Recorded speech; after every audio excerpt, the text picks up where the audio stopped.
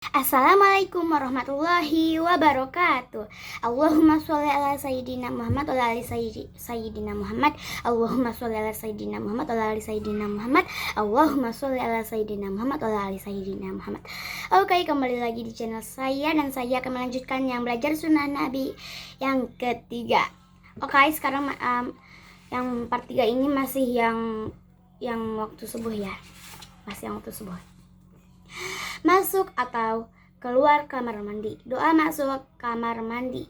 Allahumma inni a'udzubika minal khubusi wal khaba'ith. Ya Allah, itu artinya ya. Ya Allah, sesungguhnya aku berlindung kepadamu dari godaan setan laki-laki dan setan perempuan. Hadis riwayat Bukhari dan Muslim. Sesungguhnya termasuk perangai buruk apabila kamu kencing dengan berdiri. Hadis riwayat Tirmizi. Tahukah kamu? Secara medis, kencing berdiri adalah penyebab utama penyakit kencing batu dan juga lemah syahwat pada sebagian pria. Karena kebiasaan tersebut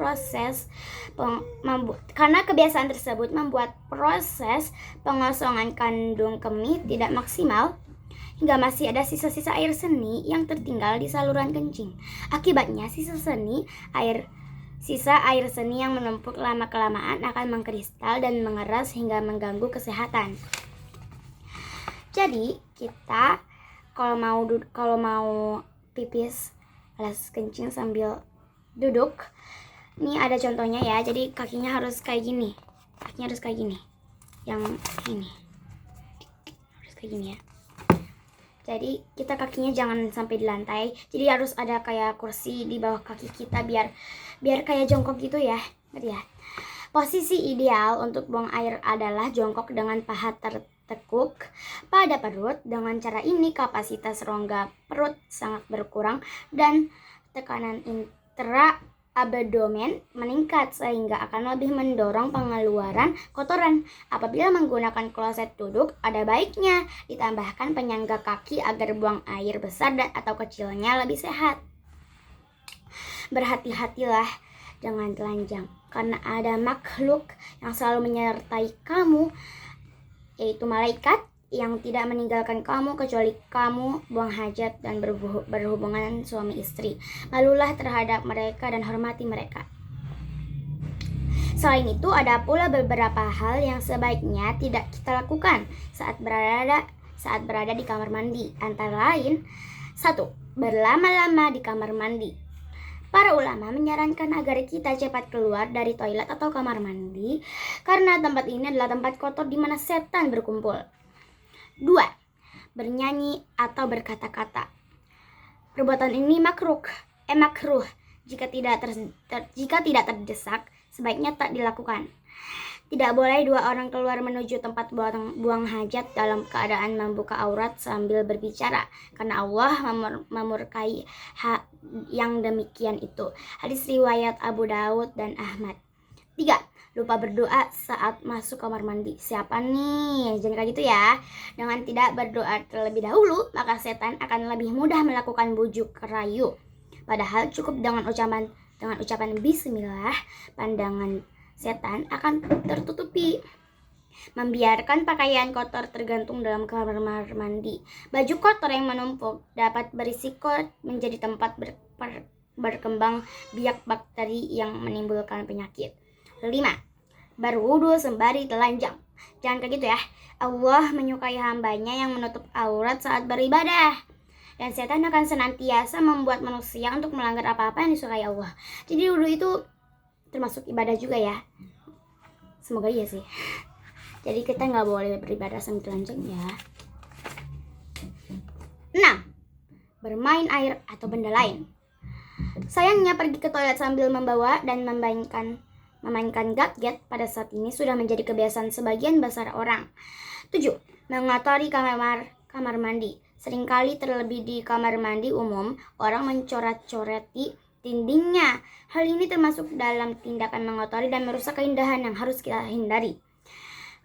Itu adalah larangan yang kita tidak boleh lakukan di kamar mandi atau di toilet alias di dalamnya ya. Doa keluar kamar mandi. Rasulullah Shallallahu Alaihi Wasallam jika keluar dari kamar mandi, beliau membaca Ghufronaka, yang artinya Aku meminta ampunan kepadamu ya Allah. Hadis riwayat Abu Daud dan Tirmizi. Bertolak belakang dengan saat akan memasuki masjid. Ketika kita hendak masuk ke kamar mandi atau toilet, disunahkan untuk mendahului kaki kiri. Sementara saat keluar, dahulukan kaki kanan. Jangan terbalik ya. Berpakaian. Doa mengenakan pakaian. Allahumma alhamdulillahillazi kasani hadza atsawubu wa razaqanihi min ghairi haulin minni wala quwwatin. Yang artinya segala puji bagi Allah yang memberiku pakaian ini dan memberikan rezeki kepadaku, tiada daya dan kekuatan bagiku. Siapa yang mengenakan pakaian hendaklah dengan yang bersih.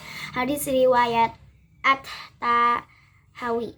Kibaskanlah pakaian atau sepatu sebelum memakainya. Hal ini guna menghindari adanya hewan, serangga atau sesuatu yang menempel pada pakaian atau sepatu yang bisa menimbulkan mudarat dan bahaya. Jadi kalau kita mau memakai pakaian, itu pakaiannya dikibas-kibasin, jadi kayak di gini gitu loh, biar nggak serangga atau hewan yang ada di pakaian itu tidak mengotori bajunya. Jadi pergi gitu. Jangan lupa saat melakukan sesuatu yang mulia, seperti saat mengenakan pakaian, memakai sepatu, masuk masjid, bersiwak, bercelak, memotong kuku, menyisir, bercukur, memberi salam dalam sholat, mencuci anggota tubuh saat wudhu, makan minum, bersalaman, mengusap hajar aswad, atau perkara baik semisal itu, maka disunahkan untuk mendahulukan bagian yang sebelah kanan. Sedangkan kebalikan dari hal tadi, seperti masuk kamar mandi, keluar masjid, membuang ingus, istinja atau cebok, melepas pakaian atau sepatu, dan semisal itu disunahkan untuk mendahulukan bagian sebelah kiri. Bercermin. Doa saat bercermin. Allahumma kama hasanta khulqi fahasin khulqi. Artinya, ya Allah, sebagaimana engkau telah ciptakan aku dengan baik, maka perbaikilah akhlakku. Hadis riwayat Ahmad.